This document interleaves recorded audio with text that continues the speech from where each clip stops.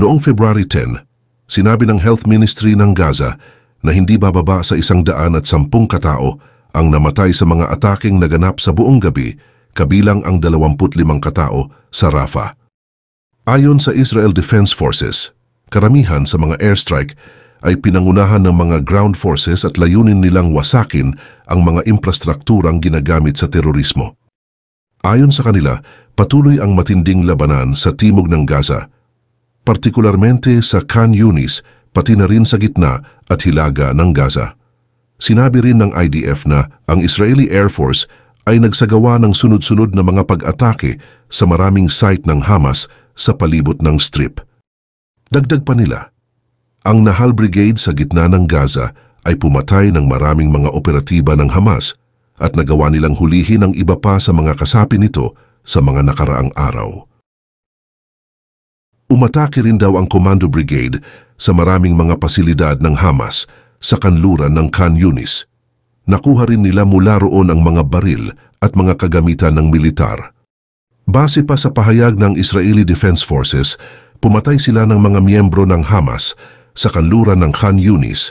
Samantala, sinabi ng Palestinian Red Crescent Society na ang mga tropang Israeli ay umatake sa Al-Amal Hospital sa Khan Yunis noong February 9. Inilarawan din ni Ahmed Mograbi, isang surgeon sa Nasser Hospital sa Khan Yunis, na napakadelikado raw ng kalagayan ng naturang medical complex. Hindi kami makakalipat mula sa isang gusali patungo sa isa pang gusali, sabi niya sa isang Instagram video na inilabas noong February 9. Samantala, naglabas ang Hezbollah ng isang video na nagpapakita ng di umano ay isang pag-atake sa isang Israeli tank malapit sa Lebanon-Israel border gamit ang isang guided missile. Binigyan ng mga opisyal ng US Intelligence ng briefing ang mga miyembro ng Kongreso. Sinabi nila na nabawasan ng Israel ang military capability ng Hamas, ngunit matagal-tagal pa bago nila tuluyang masugpo ang grupo. Ayon sa New York Times, sinusuportahan ng US Intelligence Analysis ang forecast ng Israeli Defense Forces na magtatagal ang kaguluhan ng 1 taon. Ayon sa artikulo, nagdadalawang isip ang mga opisyal ng Estados Unidos kung ang pagpapawalang bisa o pagpapahinto sa Hamas ay talagang maituturing na makatotohanang layunin. Ito ay dahil kumikilos ang Hamas bilang isang guerrilla army at may mga miyembro na nagtatago sa isang komplikadong tunnel network na mahirap pasukin. Sinabi ng New York Times na ang pagpapahina ng military strength ng grupo ay medyo malabo pang mangyari. Ito nga kaya ang solusyon para matigil na ang giyera. Una, dapat ay malinaw sa atin na ang nangyari noong 7 ng Oktubre ay isang aksyon ng terorismo. Walang mga babala, walang katwiran, walang paliwanag, ito ay terorismo. Pangalawa, ang pagtugon ng Israel ay mahalaga. Ang Israel ay dapat maging sobrang maingat sa mga civilian. Yan ang direktang pagbabahagi ni Jai Shankar tungkol sa Gaza War habang kasama si Blinken, ang German Foreign Minister. Mag-ingat sa Gaza, mensahe ng Indian External Affairs Ministry sa Israel. Nanawagan si Jai Shankar para sa isang permanent fix sa digmaan na pagpapabalik ng two-state solution. Si Jai Shankar ay naghatid ng mensahe ng India sa Israel tungkol sa digmaan sa Gaza sa isang Munich Security Conference. Ayon pa sa kaniya, ang Israel ay dapat maging mulat tungkol sa mga sibilyan na namamatay sa Gaza. Nananawagan din ang External Affairs Minister ng isang permanenteng kaayusan para sa sitwasyon ng Israel at Palestine. Sinabi rin niya na palaging nakasuporta ang India sa isang two-state solution upang tapusin ang digmaan sa Gaza. Narito ang kanyang pahayag sa Munich Security Conference. I don't have advice for my colleagues, though particularly I think all of us follow the enormous efforts which Tony is putting in right now. But look, the way we look at it, there are different dimensions and different elements to this. Number 1. We must be clear that what happened on October 7th was terrorism. No caveats, no justification, no explanation. It was terrorism. Number 2. As Israel responds, it is important that Israel should have been very mindful of civilian casualties, that it has an obligation to observe international humanitarian law. Number 3, the return of hostages is today imperative. Number 4, there is a need for a humanitarian corridor, a sustainable humanitarian corridor to provide relief, and eventually there has to be a permanent fix, a long-term fix. Otherwise, we're going to see a recurrence, and I think today, suddenly, India has long believed in a two-state solution. We have maintained that position for many decades, and I think today many more countries in the world today feel that not just the two-state solution is necessary, but it is more urgent than it was before. Large number of countries, especially of the global south, believe that terrorism shouldn't be countenanced or justified, but they equally strongly believe that a two-state solution should not be delayed. These are not choices, these are both musts, and unless we are able to address both these issues, we are not going to really solve a problem. Inulit din ng India na kailangan muling magkaroon ng two-state solution, katulad noong November 2023. Nanawagan ng India at US para sa humanitarian pause sa panahon ng ministerial level meeting. Sa panahon naman ng G20 Summit, sinabi ni Prime Minister Narendra Modi na mahalagang matiyak na ang digmaan ay hindi lulubha sa isang regional conflict. Sinabi niya na sa kabila ng mga paghihirap, ang mundo ay maaaring magtulungan tungo sa pagkamit ng kapayapaan. Pagdadagdag pa niya na ang mga bansa sa Global South ay naniniwala na ang terorismo ay hindi na dapat i-justify pa. Gayunpaman, iniulat ng New York Times na ang closed-door intelligence briefing sa mga miyembro ng Kongreso ay hindi naglalaman ng mga usapin tungkol sa mga namatay sa Gaza. Sinikap naman ng White House na bawasan ang matinding kritisismo na ipinaparatang sa Israel ni Pangulong Joe Biden at ng isang senior national security officer. Tinawag ni Biden ang pag-atake ng Israel sa Gaza na over the top at sinabi na ang paghihirap ng mga inosenteng tao ay kailangang itigil. Inilarawan ni Pangulong Biden ang mga military operation sa Gaza bilang over the top. Ito ay matapos na patuloy na pinupuri ng White House ang mga aksyon ng Israel. Ano ang nagbago? Ano ang eksaktong ibig sabihin ng Pangulo sa pamamagitan ng over the top? Tanong ng isang reporter kay Karine Jean-Pierre ng White House. Hindi naman nagdalawang isip si Karine Jean-Pierre at sinagot ito na walang nagbago sa posisyon ni President Biden patungkol sa kalagayan ng Israel. Malinaw raw na ipinahayag ng Pangulo sa kaniyang pahayag na talagang tinutukoy niya ang mga aksyon ng Israel sa Gaza. Ipinaliwanag din niya na nais ng Estados Unidos na matagumpay na mapatalsik ang Hamas. Samantala, mas nalalapit na ang pagpasa ng Senado ng Estados Unidos ng isang bill na nagbibigay ng $95.34 billion na tulong sa Ukraine, Israel at Taiwan. Gayunpaman, ito ay humaharap sa pag-aalinlangan upang ito ay tuluyang maisabatas. Ito ay dahil tinututulan ng mga Republican sa parehong mga kapulungan ng Kongreso. Bumoto ang Senado ng 64-19 upang ipagpatuloy ang batas. Isa ito sa mga yugto sa isang serye ng mga preliminaryong boto na maaaring magpatuloy ng mas matagal pa. Ang pakikipag-usap ng mga opisyal ng Hamas sa Egypt tungkol sa tigil putukan ay sinasabing positibo at maganda. Ang negosasyon ay naganap sa pagitan ng mga mediator mula sa Egypt at Qatar kung saan napagkasunduan nila ang isang bagong ceasefire at pagpapalitan ng mga bihag. Ang delegasyon ay umalis sa Cairo sa gabi ng February 9 at naghihintay ng tugon ng Israel, sabi ng isang opisyal ng Hamas sa AFP sa ilalim ng kondisyon ng anonymity. Sinabi naman ng kalihim ng Estado ng Estados Unidos na marami pang trabaho ang dapat gawin, ngunit idinagdag niya na nakikita pa rin niya ang puwang para sa kasunduan upang mapigilan ang labanan. Samantala, kamakailan lamang itinanggi ni Israeli Prime Minister Benjamin Netanyahu ang isang plano ng Hamas at sinabi na iyon ay delusional. Inihayag pa ni Netanyahu ang tagumpay ng Israel sa laban, sinasabing malapit na ang isang malaking ground offensive laban sa Rafah. Nalalapit na raw ang Israel sa pagsasagawa ng isang malaking ground operation laban sa Rafah matapos na ipag-utos ni Netanyahu sa mga pinuno ng militar na magplano ng pag-evacuate ng mga residente mula sa rehiyon. Kahit pa na may babala mula sa isang mataas na opisyal na magdudulot ng pagkamatay ng marami, ang kanilang gagawing pagsalakay sa Rafah, tila determinado pa rin ang Israel na magpatuloy. Ayon kay Dr. Ahid Abu Asi, narito si Netanyahu at ang kaniyang administrasyon ng giyera na nagbabanta na sa lakayin ang Rafah. Gayunpaman, kung sila ay magbigay ng pressure sa atin na pumunta sa Egypt, kami ay tatanggi.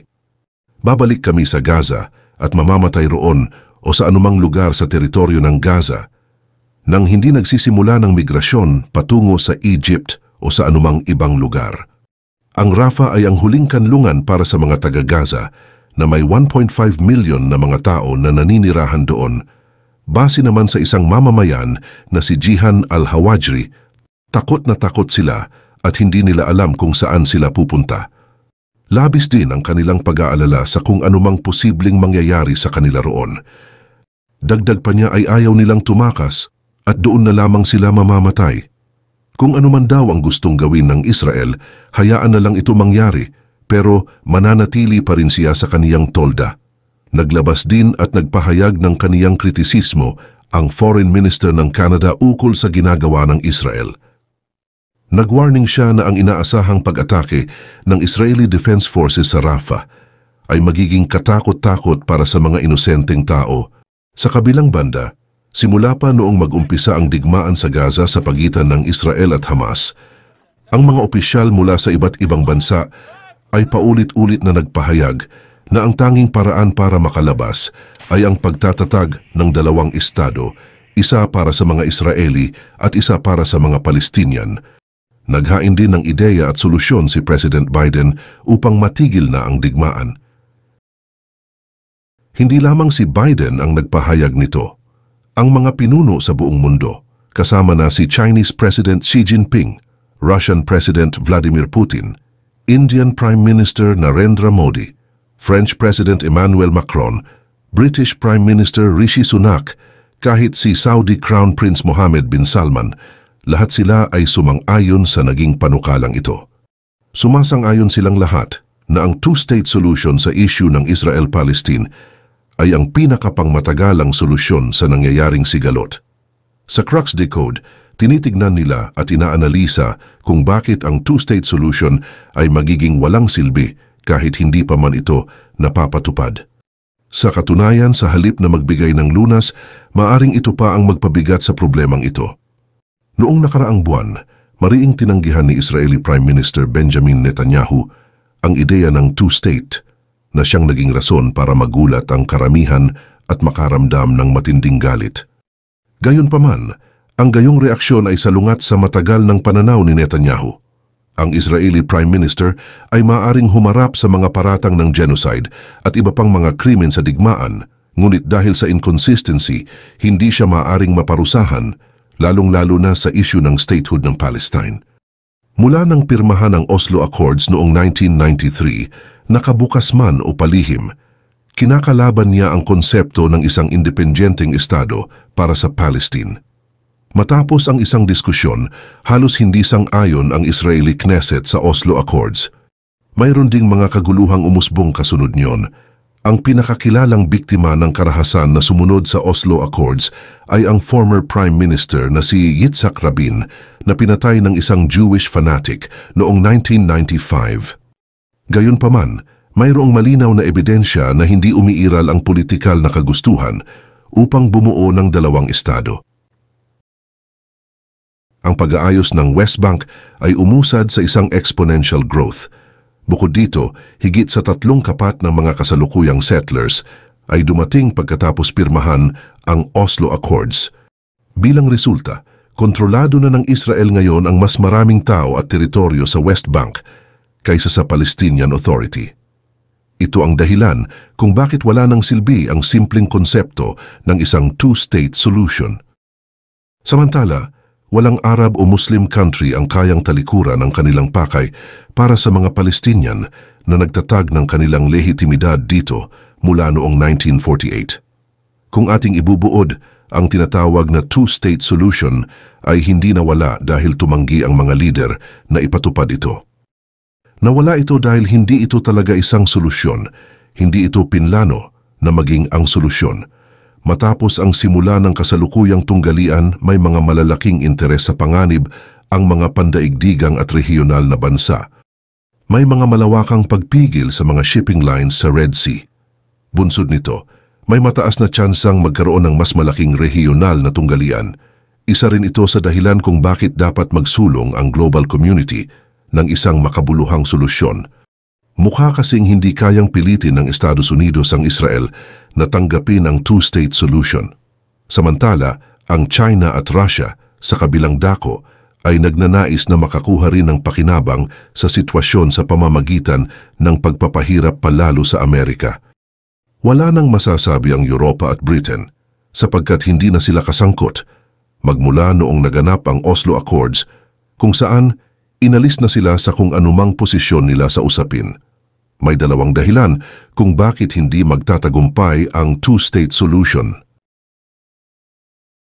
Una, ang ideya ng two-state na matagumpay na ipinakilala ng Estados Unidos mahigit 3 dekada na ang nakalilipas ay matagal nang itinuturing na patay o walang silbi. Kung hindi ito nagtagumpay sa nakaraang 30 taon, malamang na hindi ito magtagumpay ngayon. Ipinapakita rin nito ang kakulangan ng kakayahan ng mga pandaigdigang leader na magmungkahi ng mas kapani-paniwalang sagot.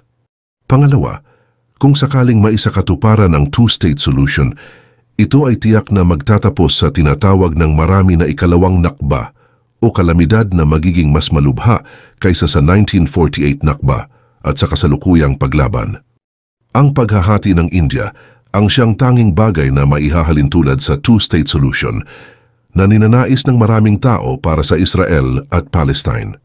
Ang mabilisang desisyon ng Britanya na hatiin ang mga Hindus at Muslims noong 1947 ay nagpapatunay na hindi maaaring basta-basta lamang gumuhit ng mga linya sa isang mapa at asahan na bigla na lang aalis ang mga tao na nagkasama na sa loob ng maraming taon. Magre-resulta ito sa malawakang krimen katulad ng nangyari sa India at Pakistan. Ang bilang ng mga pinatay o pinalayas sa panahon ng pagtatatag ng India at Pakistan ay lubos na hindi mabilang. Matapos ang paghahati ng Punjab sa India at Pakistan, mga 6.2 milyong mga Muslim, gayon din ang 4.2 milyong mga Hindus at Sikhs ang pinalayas. Lahat ng ito ay pag-aaway tungkol sa relihiyon na may halos 2.5 milyong tao ang nasawi. Ang mga naging bakas ng paghahati ay nagdulot ng epekto sa mahigit sa 2 henerasyon ng mga Indiano at Pakistani na sumunod. Hindi pa maayos na naitala ang aktwal na bilang ng mga pagpatay, panggagawa at iba pang marahas na gawain na nagtulak sa mga refugee na lumikas mula sa kanilang tahanan. Wala sa India o Pakistan ang nagnanais na bumalik sa mga nakakapanindig balahibong araw na iyon ng pagdanak ng dugo. Ito ay humati sa mga kaibigan at kapitbahay na nagkakasama sa loob ng mga dekada. At hindi natapos doon, naglaban ang India at Pakistan ng hanggang 4 na digmaan sa loob ng huling 3 kapat ng siglo. Daan-daang libong tao ang naging biktima ng terorismo. At ito ay isang fault line na noon ay ginamit ng mga world powers tulad ng Estados Unidos at ang Soviet Union, pati na rin ng China. Higit pa sa pagpatay at pinsala, mahalaga na tandaan na ang ethnic cleansing ay laging nagpapahirap sa mga bansang kasangkot. Ang pagpapalayas ng mga Hudyo at Muslim mula sa Espanya noong ika-16 na siglo ay nagresulta sa isang mahabang ekonomikong kalamidad. Sa panahon ng pag-usbong ng tinatawag na mga nation states, naging pangkaraniwan ang mga kaso ng ethnic self-mutilation. Halimbawa, mula 1915 hanggang 1992, ang mga Armenians, Greeks at Jews na lahat ay mga pundasyon ng Ottoman Empire ay halos palayasin na nila mula sa lupaing Turkish. Ganoon din ang populasyong Muslim sa Balkans mula 1875 hanggang 1913. Halos 13 milyong Aleman ang inalis mula sa gitna at silangang Europe matapos ang 1945. Ang lahat ng ito ay isinagawa sa mapanlinlang na hangarin na itatag ang isang bansa na sumusunod sa etniko at relihiyosong mga linya. Sa mga huling panahon, ang mga pag-aaway sa pagitan ng Armenia at Azerbaijan sa teritoryo ng Nagorno-Karabakh ay isa pang halimbawa ng mga taong may iisang kasaysayan, ngunit nahati sa relihiyoso at etnikong mga linya bago lumabas sa karahasan bilang tugon sa pinagdududahang mga hinaing. Ito ay isang klasikong halimbawa kung paano sakupin ang kalupaan at mga tao. Ang mga Arabong may Israeli citizenship o mga residenteng Hudyo sa West Bank ay umaasa na magkaroon ng payapang pamumuhay sa isang bansang Israel o Palestine na may matiwasay na ugnayan sa kanilang etniko. Tulad ng ipinakita ng India at Pakistan, ang gayong karanasan ay tatanggapin sa isang ethnically pure na Israel. Gayon din ang mga Jewish settlement sa isang ethnically pure na West Bank. Sana matuto ang mundo ng tamang mga aral mula sa paghihiwalay ng India at Pakistan at isagawa ang mga ito sa kung ano ang pinaniniwala ang tanging matatag na two-state solution sa pagitan ng Israel at Palestine.